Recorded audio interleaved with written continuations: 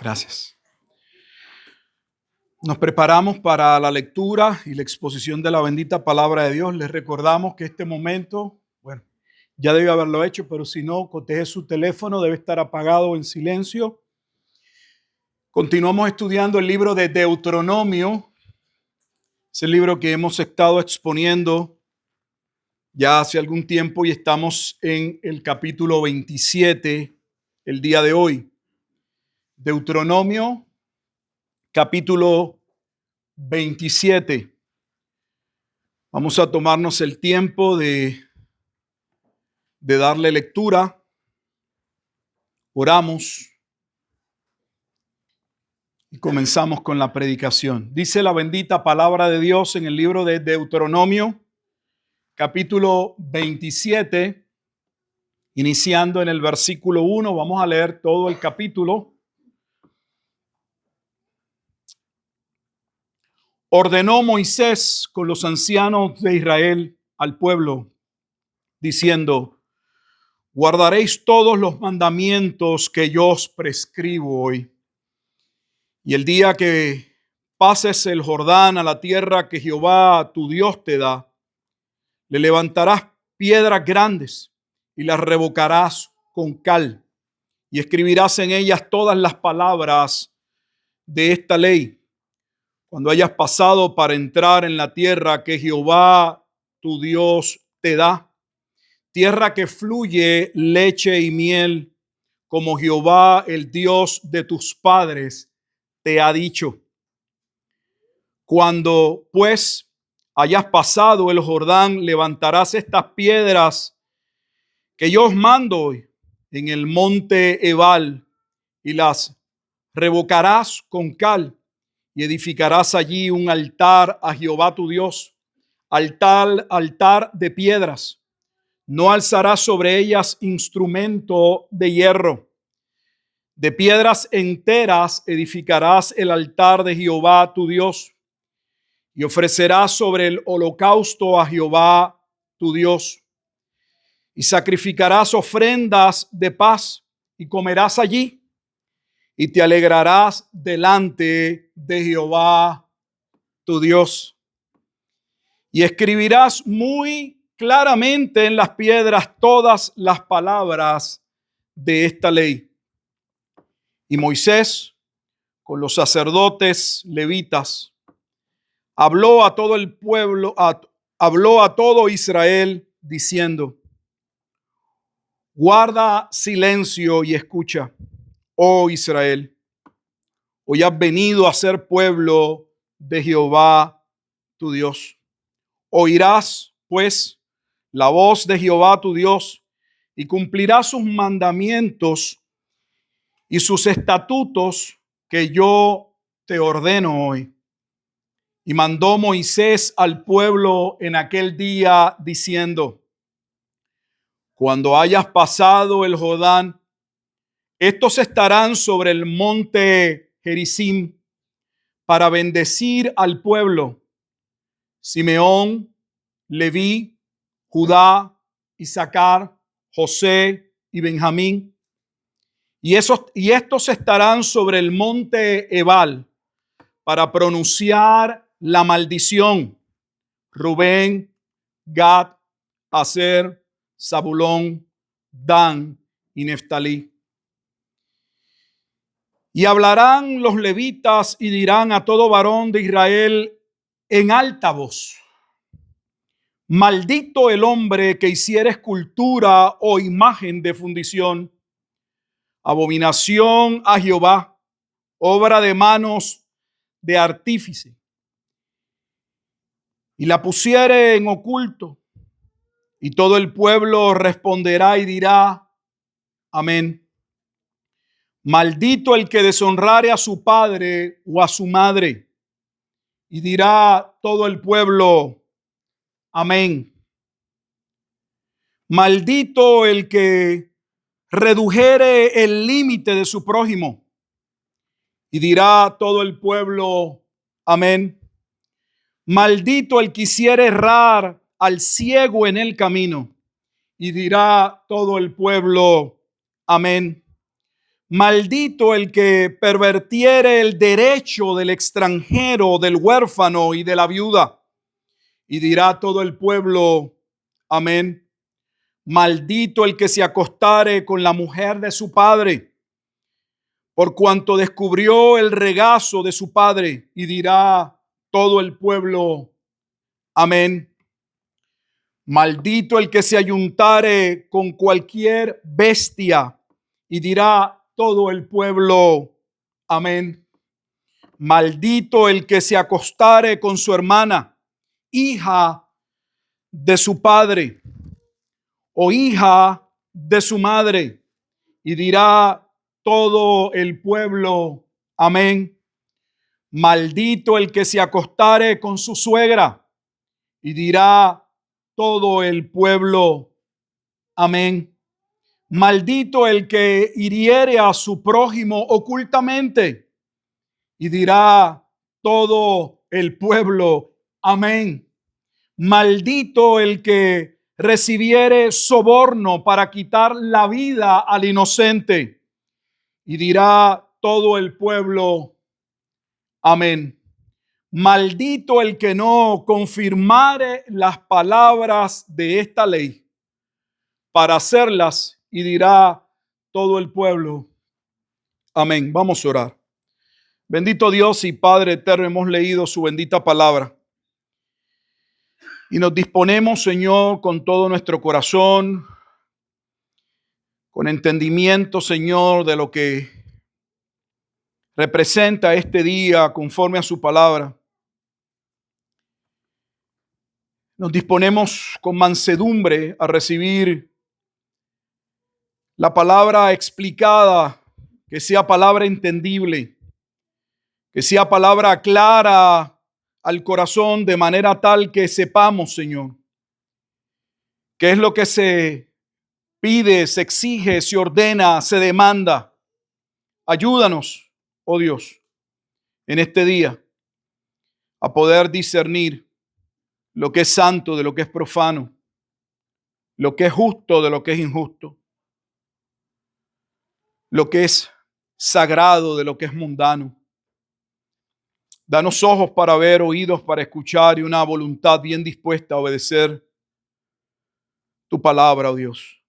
Mientras también oramos y rogamos por aquellos que pudieran responder en este día en arrepentimiento y fe para salvación, conforme a ese decreto eterno, a ese plan, a ese misterio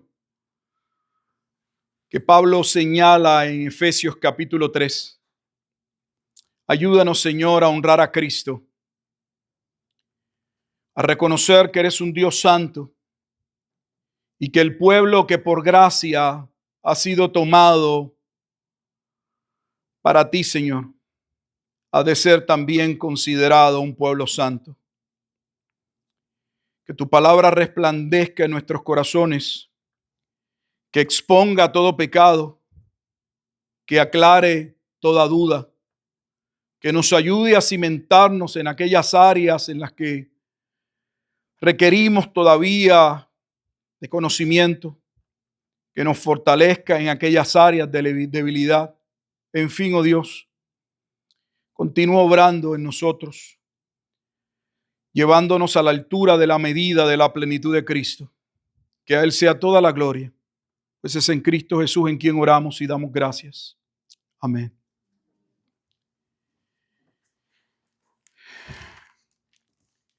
Hemos entrado a lo que algunos llaman la tercera parte del libro de Deuteronomio, y no que hay una tercera parte, pero le llaman estos capítulos del capítulo 27 al capítulo 33, el momento en el que el pueblo va a ser llamado a confirmar el pacto, su obediencia, su consagración, su entrega hacia ese Dios que los sacó de tierra de Egipto, de esclavitud, de servidumbre, que mostró proezas, milagros y que ahora demanda de ellos, de los que van a entrar a la tierra prometida, que vivan a la altura de su bendita palabra.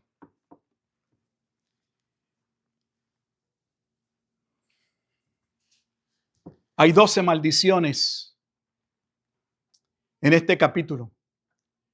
De hecho, si hubiéramos tenido el tomar juntos, que pensé que era mucho material, pero realmente inicialmente pensé tomar el capítulo 27 y el 28. Están sumamente unidos. Cuando iniciamos el 28, se habla de las bendiciones de la obediencia y termina nuevamente hablándonos de las consecuencias o maldiciones de la desobediencia. El pueblo que va a entrar ya sabemos que no es el pueblo que salió de Egipto. Son un remanente que por gracia ha sido seleccionado para entrar. De aquel pueblo que salió de Egipto, Moisés no entrará. Tendrá que liderar y dirigir al pueblo hasta que Josué tome el total control para entrar al pueblo a la tierra prometida. Y solo Josué y Caleb serán testigos de aquellos eventos del pasado. Así que aquella nueva generación, hemos visto a través de Deuteronomio, se les recuerda una y otra y otra y otra vez lo que Dios demanda o ordena. Dios no les está sugiriendo que vivan de determinada forma o manera. Les está diciendo cómo espera que ellos vivan. Al menos si esperan que Él los bendiga, que Él los cuide, que Él continúe siendo su Dios. Dice el versículo 27 en el versículo 1 que Moisés ordena con los ancianos al pueblo a reunirse. Y los llama y les recuerda que deben guardar no algunos mandamientos, sino todos los mandamientos que yo os prescribo hoy. Entonces Dios no nos está dando consejos de cómo vivir. Dios nos ordena y nos dice cómo somos llamados a vivir. Y también vea o note que no podemos escoger la parte del evangelio, de la escritura que creamos. Es todo o nada. Y en el tiempo que vivimos debemos enfatizar eso porque vivimos en un cristianismo de consumerismo, del materialismo contemporáneo, donde es una especie de cristianismo tipo buffet, donde cada cual se sirve lo que cree debe acercarse así a la mesa, al plato. No. Dios demanda que toda su palabra sea cumplida. Le recuerda que van a pasar. ¿Por qué se hace tanta memoria y por qué tanto hincapié en lo que va a suceder? Porque Dios le ha dicho que van a entrar a habitar una tierra que posee 7 naciones, entre otras, pero 7 naciones mucho más grandes que ellos. Poderosa. No solo numéricamente, no solo en estructura, sino muchas de ellas avanzadas en sus razonamientos, en su comprensión, según ellos, del mundo. Iban a ser expuestos a nuevas filosofías, a nuevos estilos de vida, a otros dioses. Y Dios les recuerda que al único que deben rendir pleitesía, adoración, que al único que deben obediencia es a Él. Cuando entraran, debían tomar piedras y piedras que ellos no podían labrar. Esas piedras no debían ser golpeadas con un cincel, con hierro. Debían ser cubiertas con cal y debían escribir en aquellas piedras, después que las recubrieran, los mandamientos o los preceptos que Dios les había ordenado, como un estatuto, como un memorial de lo que Dios demandaba. Era un acto de adoración, pero también era un acto de consagración, era un acto de confirmación de cómo ellos iban a vivir en esa tierra. ¿Sabe usted que Dios nos acerca a su palabra y cuando salimos de esa puerta para afuera, no se nos debe olvidar que somos llamados a obedecer la palabra de Dios? Es fácil congregarse, escuchar la escritura, cantar algunos himnos o algunas alabanzas de adoración según nosotros y luego salir y olvidarnos. De hecho, es muy común que la gente se olvide. Con toda honestidad, en ocasiones cuando me paro en la puerta, yo esperaría ver rostros más entristecidos, rostros pensativos. Y a veces a mí me da como que no escucharon el mensaje, se los digo con toda honestidad. Me dan la mano, pastor, que pase buenas tardes. Yo no estoy diciendo que está mal, pero me pregunto, ¿habrán escuchado? Porque yo estaría todavía meditando, pensando, preguntándome sobre ciertos aspectos. Yo he tenido toda la semana para ir estudiando, irme arrepintiendo, ir viendo lo que voy a predicar, pero usted no sabe lo que yo voy a predicar. Aunque aquí se supone que si empezamos un libro y vamos a continuar, al menos usted puede darle lectura en su casa y aunque no sepa por dónde exactamente el pastor se va a ir, usted puede darle lectura a la palabra de Dios. No viene perdido. Dios le dice, van a entrar y van a colocar ese memorial. Y va a haber un acto de adoración, van a construir un altar. Y van a llevar a cabo dos ofrendas, un holocausto y una ofrenda de paz. Tendría que haber un reconocimiento, una entrega a Dios, un acto de adoración a Dios y esa ofrenda de paz, que era una ofrenda donde parte del animal era entregado para sustento de los levitas, el pecho y una de las patas del animal, y el resto del animal debía ser preparado para que el pueblo comiese, participasen en un tipo de celebración. Era una fiesta de confirmación. Era una fiesta seria, pero terminaba con el pueblo sentado a la mesa, dando gracias por lo que Dios había hecho, lo que iba a hacer. Pero no se les debía olvidar que lo que Dios iba a hacer, dentro de lo que Dios ha hablado, estaba condicionado a la obediencia. Si usted espera la bendición de Dios viviendo de manera desobediente, no funciona. Puede irse, va a encontrar muchas iglesias. Yo le aseguro que se puede montar ahora mismo en el carro y va a encontrar una iglesia. Usted se puede bajar y hay un pastor que va a orar por usted y lo va a bendecir.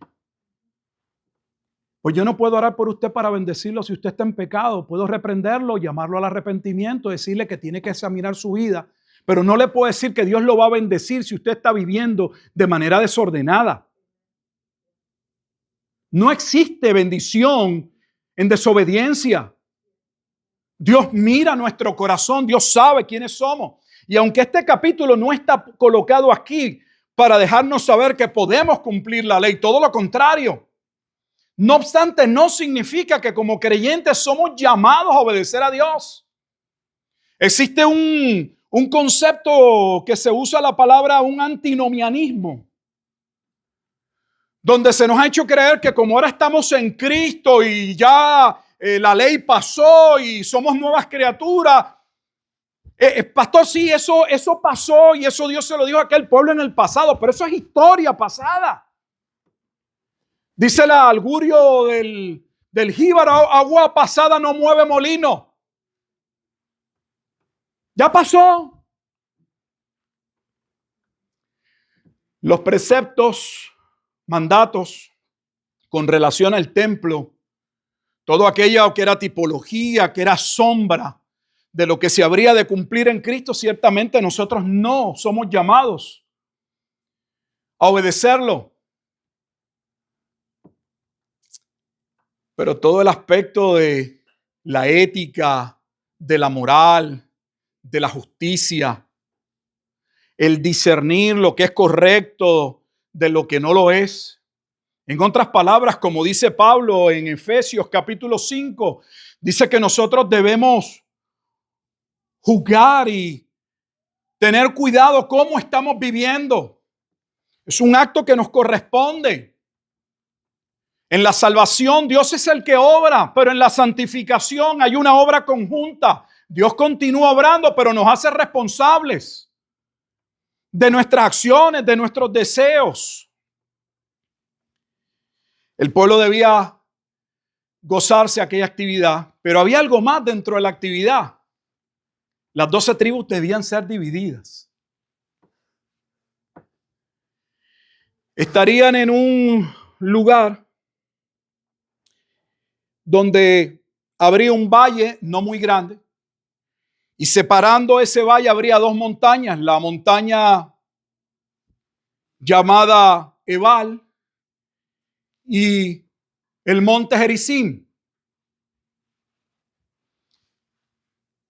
6 representantes de las tribus estarían sobre un monte y 6 sobre el otro monte.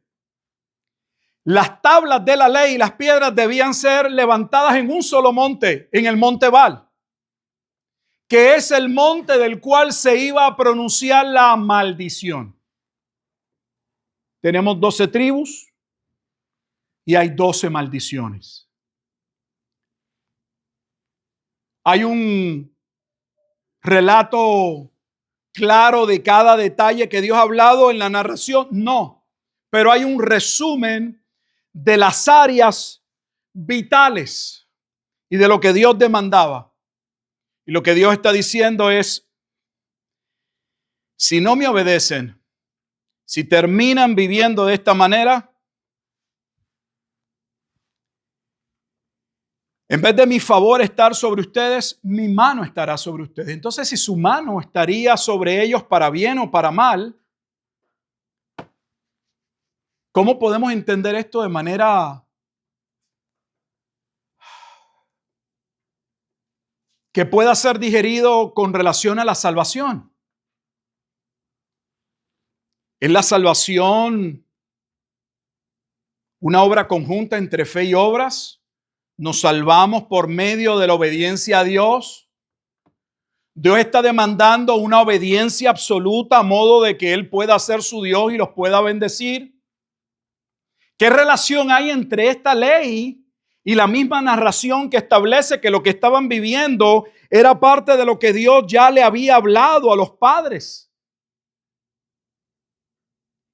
Si todo había comenzado con una promesa, ¿cómo ahora antes de entrar termina todo básicamente en la ley? ¿Qué relación hay entre la fe y la ley? ¿Son opuestas? ¿Por qué están allí? ¿Qué significa todo este acto? La mejor manera de entender Deuteronomio capítulo 27 y cualquier parte de la Escritura es siguiendo el principio de analogía de la fe. ¿Y qué es el principio de analogía de la fe? El ver en la narración, en el libro, en el capítulo que estamos considerando,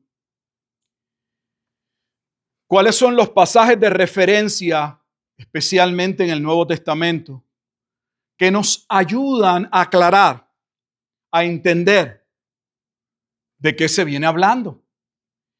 Y este capítulo 27 tiene un único versículo, que es el versículo más importante en toda la narración.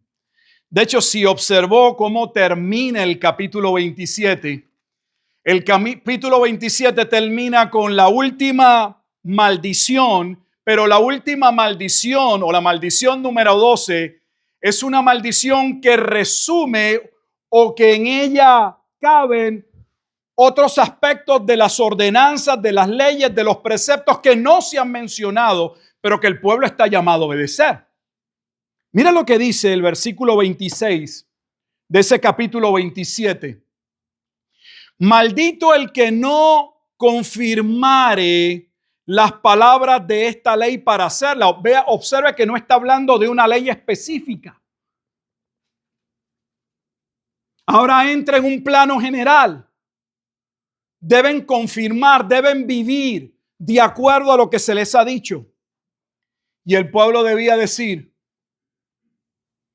amén, que no es otra cosa, así sea. Así se ha hecho. Así haremos.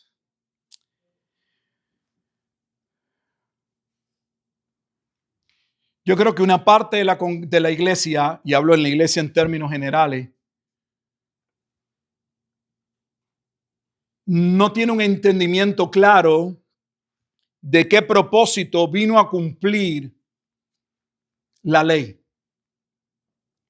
Porque si todo inicia en el libro de Génesis con el llamado de un hombre que la propia escritura reconoce que era un pecador llamado de Ur de los Caldeos, que el mismo Josué que va a entrar al pueblo le va a decir al pueblo, nuestros padres adoraban diversos dioses. Y donde Génesis capítulo 15, versículo 6 nos dice que Abraham, padre de la fe de este pueblo, había sido justificado, perdonado, porque le creyó a Dios. En el capítulo 12, versículos 3 y 7, Abraham en ese momento había escuchado, en ti serán benditas todas las familias de la tierra.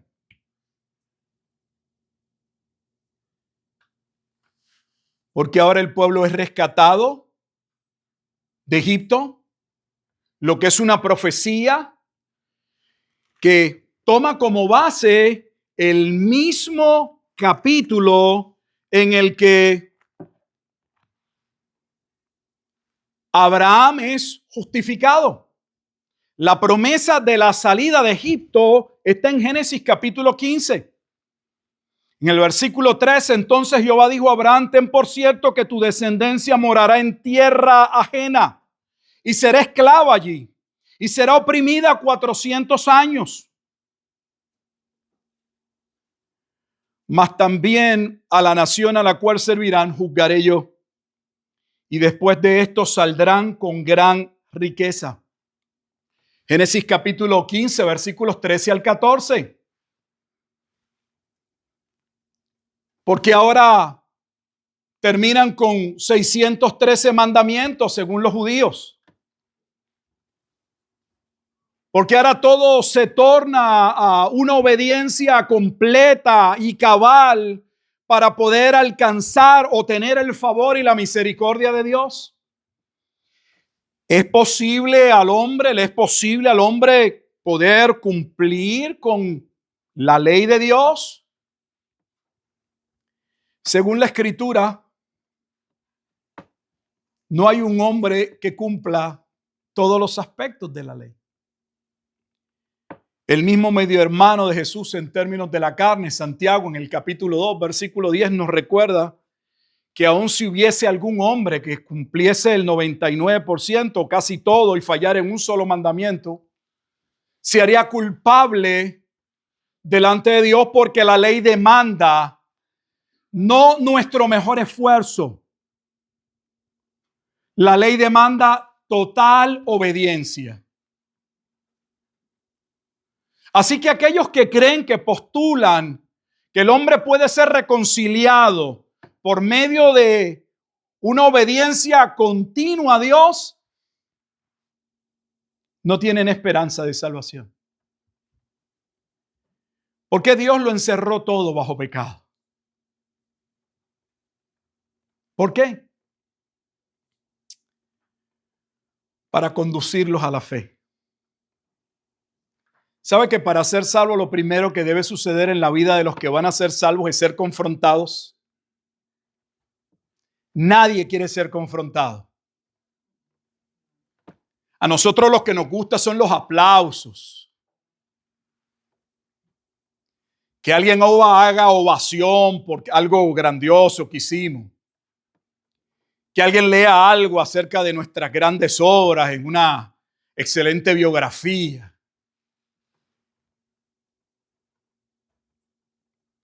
Pero la ley nos expone ante Dios. Ese capítulo 27, versículo 26, tiene un pasaje, usted lo puede ver. Deuteronomio 27, 26. Gálatas. Si usted estaba leyendo este capítulo y lo leyó en su casa y se preguntó qué el pastor nos dirá, porque aquí lo único que vemos es que Dios le está pidiendo al pueblo total obediencia y si no van a obedecer, están muertos. Si sus propios padres no entraron a la tierra prometida por desobedientes, ¿cómo podrían cumplir ellos? ¿Podrían ellos tener una conducta diferente a la que tuvieron sus padres por sí mismos? No. Pero lo primero que hace el verdadero evangelio, la palabra de Dios, es confrontar al hombre con su incapacidad.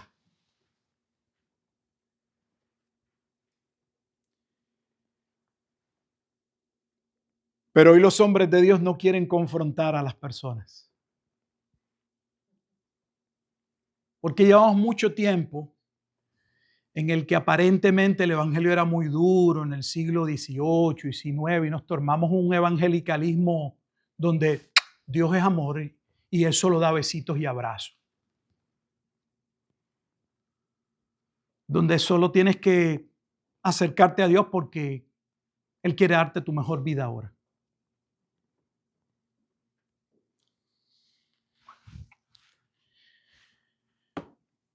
Vamos a Gálatas capítulo 3.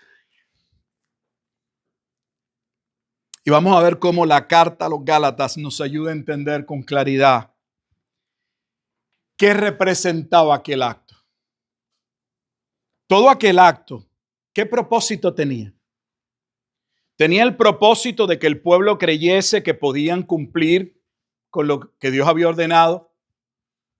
¿Podían ellos sentarse a la mesa y disfrutarse la ofrenda de paz, creyendo que ellos tenían lo suficiente, lo necesario, la entrega, el compromiso para realmente vivir vidas que agradasen a Dios? Y lo triste es que el pueblo de Israel no lo entendió. Todavía hay muchos no lo entienden y muchos llamados cristianos. Que la ley tiene el propósito de confrontarnos con nuestra incapacidad. La ley tiene el propósito de condenarnos antes de salvarnos. Porque usted no necesita salvación a no ser que esté perdido. Y la ley viene a hacer eso. La ley viene a derrumbar nuestro orgullo, nuestra prepotencia, nuestra jactancia, nuestros delirios de grandeza y a decirnos que somos trapos de inmundicia. Que no tenemos lo que se requiere, que no lo podemos alcanzar. Que no podemos estar tan siquiera frente a Dios sin ser destruidos, ni aún Dios dándonos su gracia. Moisés creyó que podía ver a Dios y Dios le dijo, no tome, yo te he dado mi gracia, pero ni creas, ningún hombre me verá y vivirá. ¿Quieres ver algo de mí? Te voy a esconder en una peña y solo verás mis espaldas. Así que cuando usted vea a estos predicadores que se paran ante la audiencia y le hablan de cómo en la mañana se estaban tomando su café o su té y se le apareció Jesús y ellos platicaban y él se tomaba el té.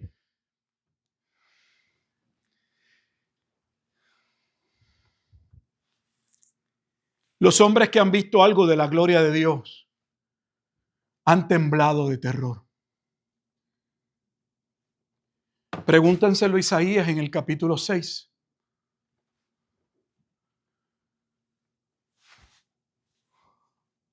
O a Juan en Apocalipsis. o a Pedro en la barca. El día que no habían recogido peces, que no habían pescado, el día de la pesca milagrosa. Mientras todos estaban buscando cómo que no se pierda ninguno de aquellos pescados, mientras tuvieron que pedir auxilio a los otros que pescaban para levantar la red que casi se rompía, donde ya no había casi espacio para poder caminar sobre la barca, ocurre el milagro. El milagro de Pedro, por la gracia de Dios. Pedro no va a mirar los peces. Se le va a olvidar el dinero. Su frustración de no haber pescado toda aquella noche, el trabajo que habían pasado. Sus ojos no se van a proyectar al dinero. Wow, esto me va a dar, es más, me puedo ir de vacaciones a Cancún el próximo pasaje.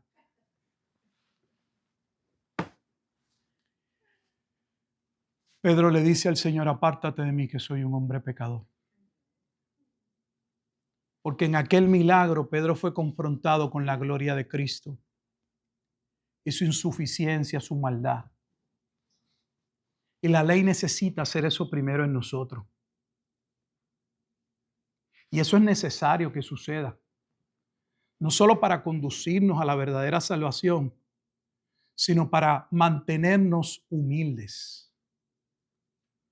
Porque a veces hablamos como cristianos tan arrogantes, como si nosotros fuéramos lo que somos por nuestro esfuerzo. Somos lo que somos en virtud de la gracia. Porque la ley debió habernos matado.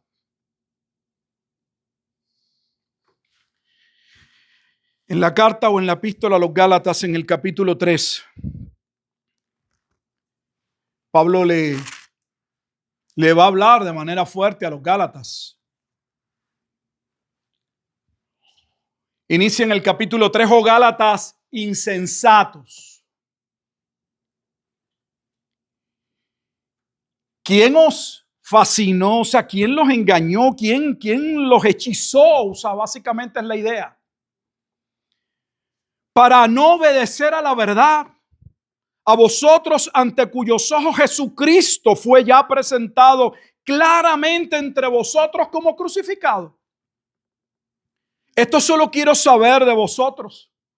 ¿Recibisteis el Espíritu por las obras de la ley o por el oír con fe? Le dice, lo que son hoy, ¿lo son por la ley o lo son por la gracia de Dios?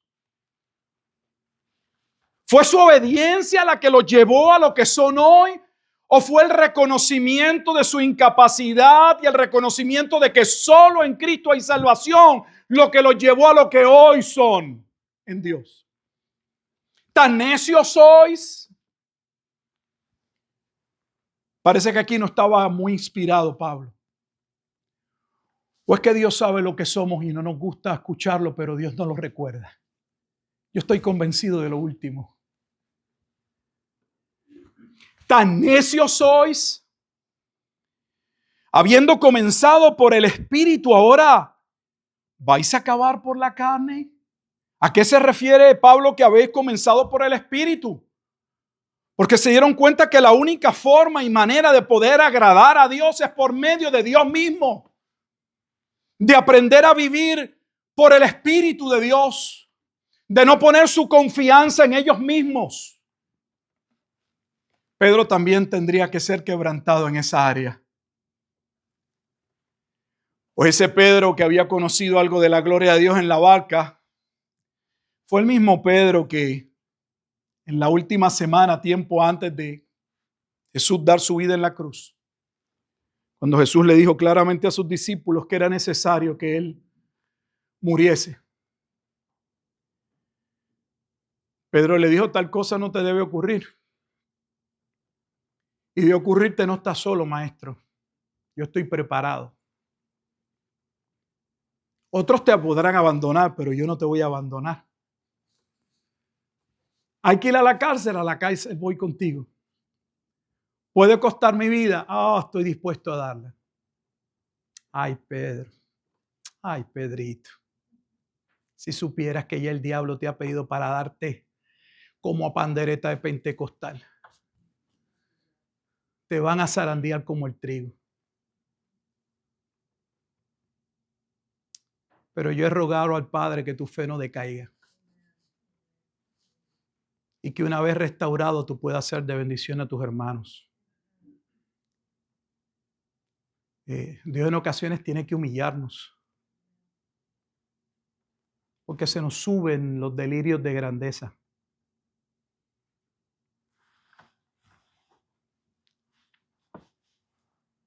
Tantas cosas habéis padecido en vano, si es que realmente fue en vano, versículo 4. Aquel pues que os suministra el Espíritu y hace maravillas entre vosotros, ¿lo hace por las obras de la ley o por el oír con fe? Y ahora viene la explicación. Así Abraham creyó a Dios y le fue contado por justicia. Génesis 15:6. Entended o sabed, comprended, por tanto, que los que son de fe, los que le creen a Dios, los que llegan a creerle a Dios, estos son hijos de Abraham, o estos son contados como hijos de Abraham. Y la Escritura, el Antiguo Testamento, previendo, mostrando de antemano, eso es lo que significa, que Dios había de justificar, de reconciliar, de perdonar al hombre que iba a salvar por la fe, a los gentiles por la fe, dio de antemano la buena nueva a Abraham diciendo, en ti serán benditas todas las naciones. De modo que los de la fe son bendecidos con el creyente Abraham. O sea que todos los que creen reciben la misma bendición de Abraham. Abraham no está por encima de nadie. Abraham es un ejemplo de cómo el hombre es alcanzado y es salvo. Y aquí viene nuestro pasaje. Gálatas 3:10 es Deuteronomio 27:26. Porque todos los que dependen de las obras de la ley están bajo maldición. Entonces, ¿con qué los estaba confrontando Dios? Con su incapacidad. Ellos iban a entrar a poseer una tierra y Dios los iba a usar como instrumento de castigo contra aquellas 7 naciones. Pero Dios no quería que ellos creyesen, que ellos pensaran que ellos eran mejores que esas 7 naciones. Que aquellas naciones iban a ser sacadas de aquella tierra porque ellos eran los nenes lindos. Dios les está diciendo, ustedes también por medio de esta ley, si no me obedecen, los voy a destruir. Eso es lo que Dios les está diciendo. Los está llamando a salvación. Los está confrontando con su necesidad de Dios. El hecho de que no recibieran el juicio de Dios y los que fuesen a recibir inmediatamente el juicio de Dios fueran aquellas naciones, no debía hacerlos creer que ellos eran mejores que las 7 naciones. La palabra de Dios les es dada para confrontarlos. Pero esa palabra solo confronta por la gracia de Dios a los que en la gracia de Dios han de ser salvos.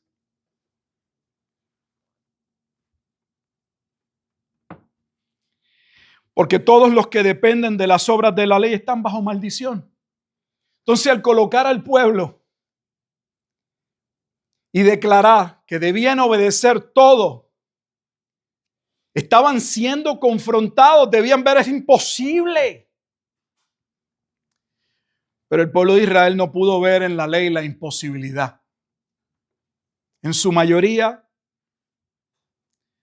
el pueblo vio en ello una confirmación de que ellos podían ser justificados por la obediencia a la ley. Eso no ha cambiado. Tenemos pastores y teólogos que hoy piensan exactamente lo mismo. Su razonamiento lógico es que Dios no nos puede llamar a hacer algo si no nos ha capacitado antes para lograrlo. En otras palabras, que todo lo que Dios dice que debemos hacer, lo podemos hacer. Porque Dios jamás demandaría algo que no podemos hacer. Pues ¿saben qué? Pablo está confrontando a los Gálatas y les está diciendo, la ley no vino a decirnos que nosotros podemos cumplir los mandamientos. Vino a confrontarnos con nuestra incapacidad de poder cumplirlos. Nos colocó en una situación de maldición donde no hay salida, no hay escape. Y es necesario entender que no hay salida y que no hay escape, para que sea Dios el único que pueda, si Él quiere, si Él dispone, mostrar la salida. Y la salida, el escape, la puerta, fue predestinada antes de la fundación del mundo. Era Cristo el único medio de propiciación, era el camino, el único camino a la salvación. Entonces la pregunta es, si Abraham es el ejemplo de la salvación por gracia, ¿por qué terminamos con un enfoque en Moisés y en las obras? Nuestras iglesias están confundidas todavía al día de hoy. La mayor parte de los sistemas soteriológicos parten de Moisés. Pues Gálatas nos ayuda a corregirlo. No podemos partir de Moisés. La salvación, el modelo de salvación es Abraham. Es la salvación por gracia. Es la salvación establecida bajo una promesa. Entonces, ¿para qué el modelo de Moisés? Para demostrar que no existe otro camino sino el de la gracia. La ley no vino a ser un camino. ¿Saben lo que son dos líneas paralelas? Dos líneas paralelas son dos líneas que corren. No están cruzadas. Corren una al lado de la otra, como si fueran los dos rieles de un carril.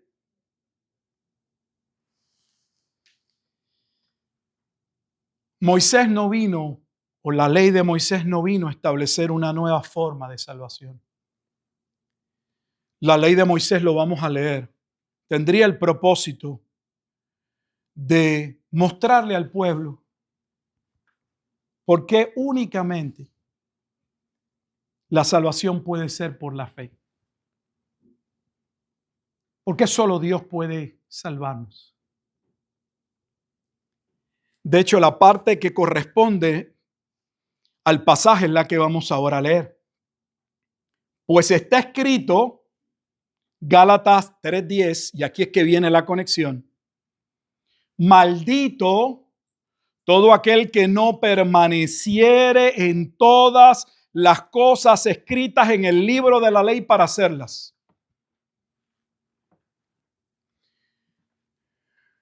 Yo recuerdo una maestra que me gustó mucho en la escuela. De las pocas cosas que me gustaban de la escuela. No me gustaba la escuela. Pero recuerdo aquella maestra que dijo, todos inician la clase con una A. Yo nunca fui estudiante de buenas notas. Que una maestra me dijera que yo tenía A en su clase. ¡Wow! ¿Dónde está el trofeo? ¿Dónde está la medalla? Ella decía, todos inician con A, pero de aquí en adelante es su responsabilidad mantener la A. Oh.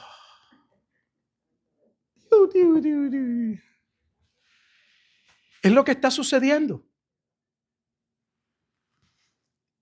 Son expuestos a la ley, van a llevar a cabo todo este ceremonial de confirmación, de alegría, de festividad. Moisés les va a declarar, con este compromiso, Dios los declara su pueblo, pero a la vez les dice, pero no se olviden de obedecer, porque si no obedecen todo lo que han escuchado, van a perecer. Entonces, ¿eran su pueblo y van a perder la salvación? ¿O estaban siendo confrontados con la realidad de que nadie puede llegar a ser realmente pueblo de Dios por medio de la ley? Eso es lo que va a explicar el Espíritu Santo de Dios por medio de Pablo en Gálatas. Escuche. Versículo 11 dice, y que por la ley ninguno se justifica para con Dios, es evidente. Mire cómo inicia. Gálatas 3:11. Y que por la ley no dice algunos, unos cuantos, ninguno, es cero. Nadie. Y que por la ley ninguno se justifica, ninguno puede ser hallado en una relación correcta, estar bien delante de Dios por medio de la ley. Dice, es evidente. ¿Y cómo lo justifica Pablo? O el Espíritu de Dios por medio de Pablo. Citando a Habacuc capítulo 2, versículo 4. O sea, teología antiguo testamentaria y diciéndole, es que el propio Antiguo Testamento dijo que el justo solo vivirá por la fe. No hay justos por medio de la ley. Solo hay justos por medio de la fe. Y la ley no es de fe, pero conduce a la fe. Sino que dice, el que hiciere estas cosas vivirá por ellas. O sea que lo que ellos estaban escuchando en el monte, en aquello que estaban haciendo era, si ustedes pueden lograr cumplir y estar en sujeción, en todo, son pueblo de Dios. Pero si no, de la misma forma en que los bendijo, los va a maldecir. Que dicho sea de paso, eso no cabe en muchas congregaciones, porque el Dios que de ellos solo bendice, eso de un Dios que puede maldecir. Eso suena feo, horrible.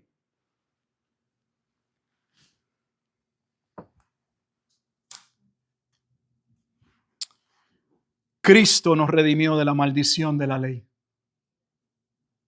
Hecho por nosotros maldición. ¿Recuerdan que habían dos montes? La ley o todos los aspectos de la ley y las piedras que debían ser cubiertas de cal para escribir los mandamientos debían estar sobre el monte de la maldición, Ebal. No se repartieron las piedras, todas las piedras estaban sobre un monte. Pero habría un grupo de ese pueblo de Israel que estarían sobre un monte donde no están las tablas de la ley, donde no están las piedras de la ley. Pero no significa que pudieran ser salvos sin la ley, porque Pablo va a decir que para que haya salvación, alguien tiene que cumplir los aspectos de la ley ceremonialmente para poder venir a ser el sustituto perfecto para la salvación de los que han de ser redimidos. La ley también debía ser obedecida por el que vendría a ser el Salvador. Por eso cuando Jesús viene inmediatamente, Juan el Bautista le dice, no, tú vienes a mí, soy yo, tú me deberías bautizar a mí. Jesús le dice, es necesario que yo cumpla con cada aspecto de la ley. Porque lo que el pueblo no lograría por su incapacidad y su condición pecaminosa, Cristo tendría que cumplirlo para poder venir a ser el sustituto perfecto y venir a redimir al pueblo no por medio de la ley, sino por medio de una ofrenda de sustitución. Por eso el sistema antiguo testamentario. El pueblo pecaba y Dios demandaba un sacrificio, lo que significaba que el pueblo debía entender que cada pecado era de muerte. Por eso el altar nunca podía apagarse. El ser humano está en una condición de todo el tiempo debían ser reconciliados con Dios. Y cuando se presentaban los animales, usted va a ver, especialmente si lee el libro de Levítico, que una tras otra vez se habla de que la persona debía colocar su mano sobre la cabeza del animal. Una tras otra vez, una tras otra vez. ¿Por qué? Porque había sustitución. Ese animal iba a morir, pero ese animal no merecía morir, ni debía morir, no tenía pecado. El que debía morir era el que venía a traer la ofrenda. Pero esa ofrenda que fue trazada de esa manera tenía el propósito de comenzar a que ellos pudieran internalizar lo que debía suceder. Y lo que debía suceder era que hubiese un sacrificio que fuese tan poderoso, tan grande, tan absoluto, tan magnífico para Dios, que no tuvieran que estar cada día ofreciendo un animal, sino que hubiese una ofrenda que se pudiera presentar y no solo pudiese reconciliar a los hombres, eso lo hacía, aunque parcialmente y momentáneamente, el sacrificio en el animal, cambiar al pecador. Eso solo lo haría un sacrificio diferente: Cristo. Y ellos habían sido enseñados de que esta era la única manera, los Gálatas, de ser reconciliados con Dios. Pero los movimientos judaizantes comenzaron a hacer estragos inmediatamente en la iglesia. ¿Cómo es posible que ustedes crean que solo en Cristo tienen salvación? Y todo el Antiguo Testamento, todos esos libros del Antiguo Testamento, todas esas leyes quedaron atrás, todo esto inválido, tanto tiempo, todo eso fue perdido. No. Está bien que ustedes adoren a Jesús, pero las leyes hay que cumplirlas. El sábado sigue siendo importante. La circuncisión debe ser hecha. Cristo nos redimió de la maldición de la ley. Hecho por nosotros maldición, porque está escrito: maldito todo aquel que es colgado en un madero. Él no está diciendo que Cristo murió y está sustituyendo a todos. Está diciendo que los que habían creído, eso es la transacción que se llevó a cabo. La vida de Cristo por la vida de ellos. Para que en Cristo Jesús la bendición de Abraham, mire que el modelo no es Moisés. En nuestras iglesias hoy, los movimientos de raíces hebreas, los movimientos judaizantes, todo este tipo de personas que ahora vienen con un cuerno, un chofar, y la gente se emociona con tanta locura y disparate hay. Hicieron estragos y continúan hoy invadiendo las iglesias. Y el modelo de ellos, lo va a ver, siempre es Moisés. No es Abraham, Moisés. Yo no estoy diciendo que hay una contradicción y un choque entre Abraham y Moisés, como no lo hay entre la fe y la ley. No lo hay. La salvación siempre ha sido por la fe y la ley solo vino a probar la razón de por qué tiene que ser por la fe, porque no existe manera de que nosotros podamos obedecer a Dios. Lo mismo sucede con el caso de Abraham y Moisés. No son dos conceptos o modelos teológicos que chocan y que hay que escoger: ¿me quedo con el de Abraham o me quedo con el modelo teológico, salvífico, soteriológico de Moisés? No. El modelo de salvación es Abraham por la fe. Entonces, ¿qué es lo que aporta Moisés? La razón por la que el único modelo es el de Abraham. La salvación solo puede ser recibida por una promesa. Lo vamos a ver.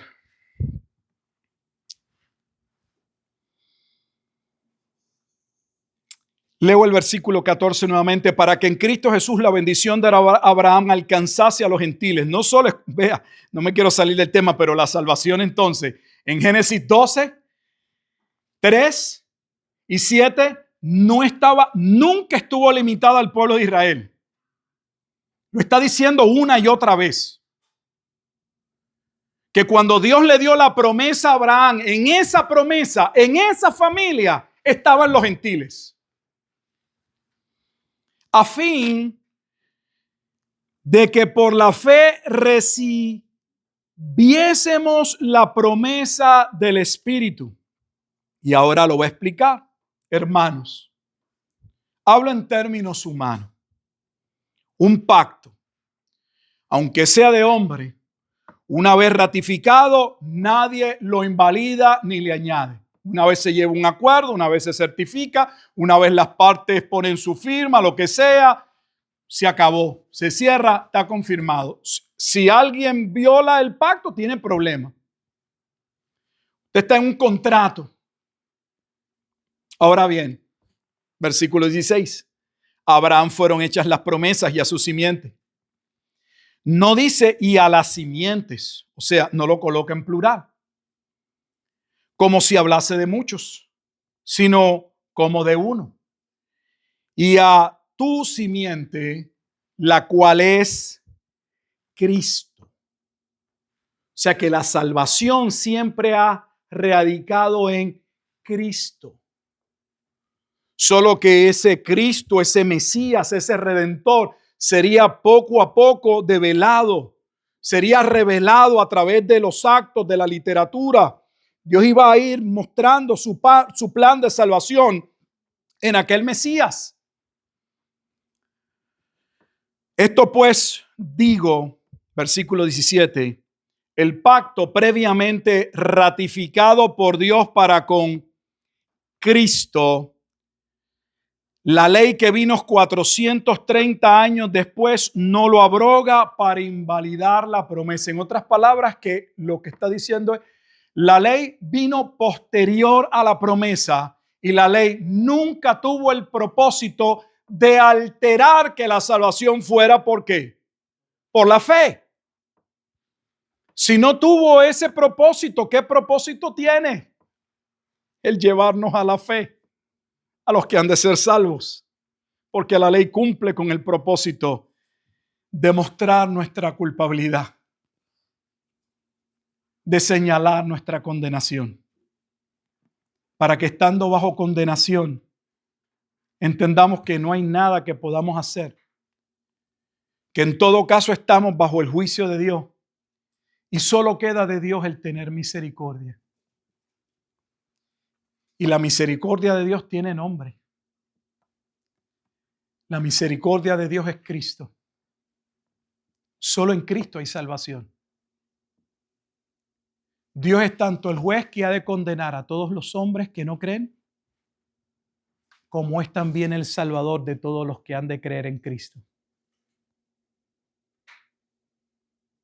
Las dos partes enseña la Escritura.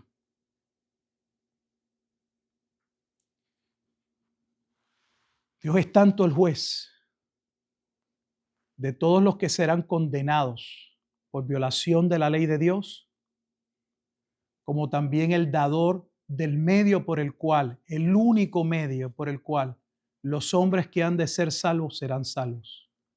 Cristo. Y lo que Pablo está diciendo que cuando Abraham fue llamado a salvación, Dios le comunicó que de la misma forma, en la misma manera en la que él sería justificado, así serían justificados todos los demás que serían salvos en la simiente. Esto es en Cristo, lo que significa que la salvación nunca ha cambiado. Siempre ha sido en Cristo y siempre ha sido por medio de la fe. Si se ha hecho esa pregunta en algún momento dado, es que cambió el modelo de salvación. Antes la salvación era por medio de la obediencia. Es ahora en el Nuevo Testamento que nos salvamos en Cristo por la fe. No, la Escritura dice que la salvación siempre ha descansado en un acto de la gracia, en un único medio que Dios separó y destinó, y es su Hijo Jesucristo. Y los que reciben salvación únicamente la reciben por medio de la fe. Entonces, ¿para qué la ley? Voy a adelantar por el tiempo.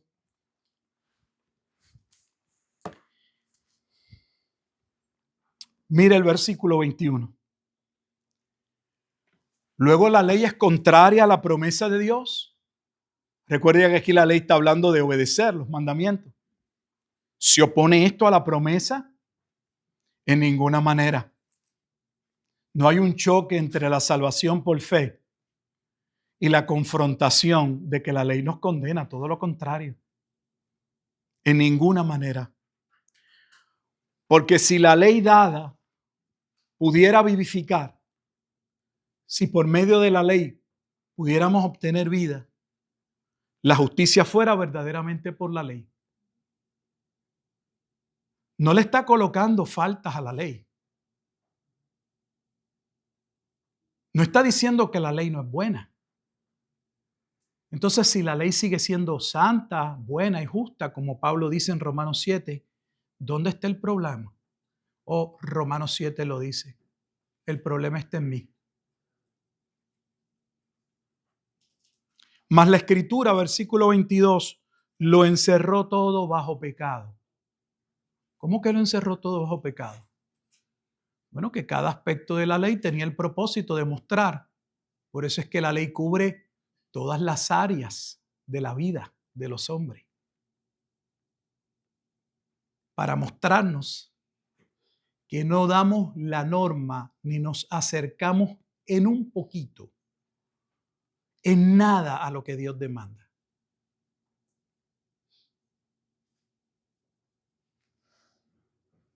Mas la Escritura lo encerró todo bajo pecado, para que la promesa,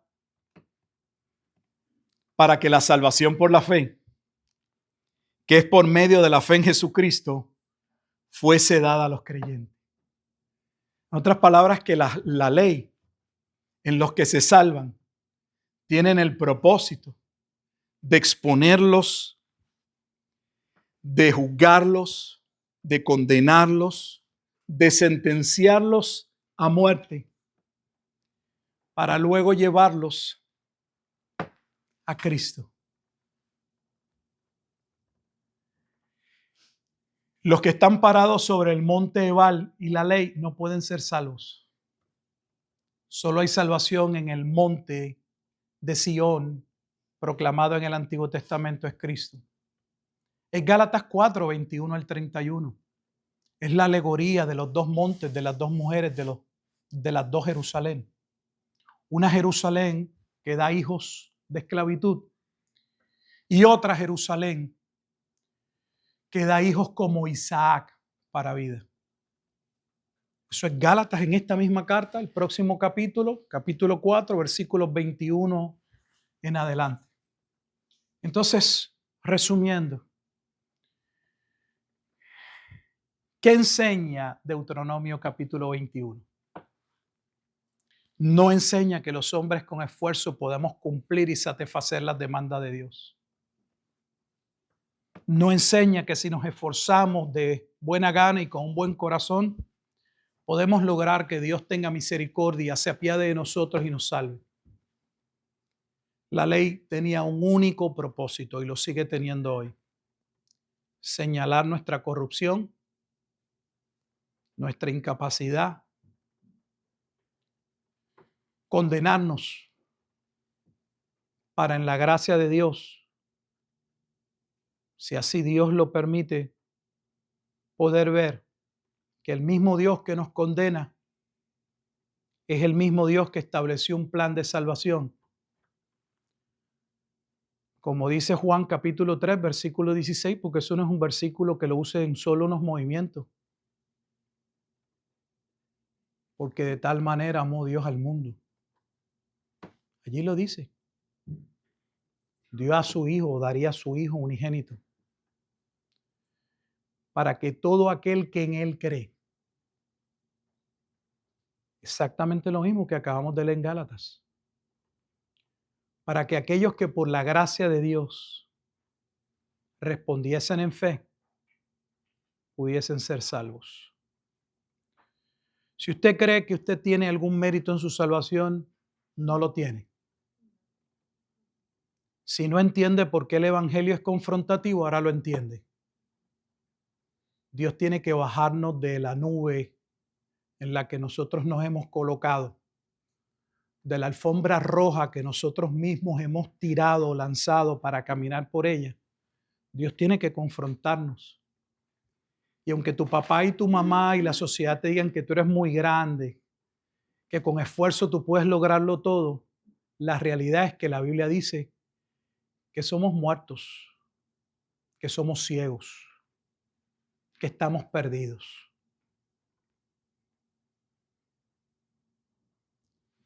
Pero a la misma vez, por la gracia de Dios, esa misma palabra que nos confronta es la misma palabra que nos conduce al mediador, al Salvador, al monte donde no hay tablas de la ley, porque Él mismo es la ley y Él cumple la ley. Y todo se basa sobre el monte, porque ese monte o piedra angular es Cristo. Es el monte de Daniel 2. Es el monte que sería formado por una piedra cortada no por mano de hombre. Y solo en ese monte habría salvación, y sobre ese monte se establecería un reino que sería un reino eterno. Y ese es Cristo. Entonces, hermanos, no tenemos ninguna razón para sentirnos orgullosos, mucho menos para sonar arrogantes o prepotentes, aunque en ocasiones en nuestros conceptos humanos tratando de mostrarle a otro su pecado, se nos olvide que la única diferencia entre una persona salva y una que no lo es el favor que hemos recibido.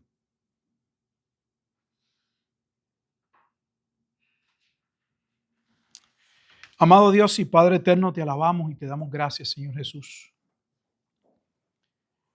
por habernos confrontado un día en medio de nuestra fiesta y de pensar que podíamos cumplir con aquellos aspectos ceremoniales. Qué bueno, Dios, que hoy podemos entender que aunque aquella ley era santa, el mandamiento es justo y bueno,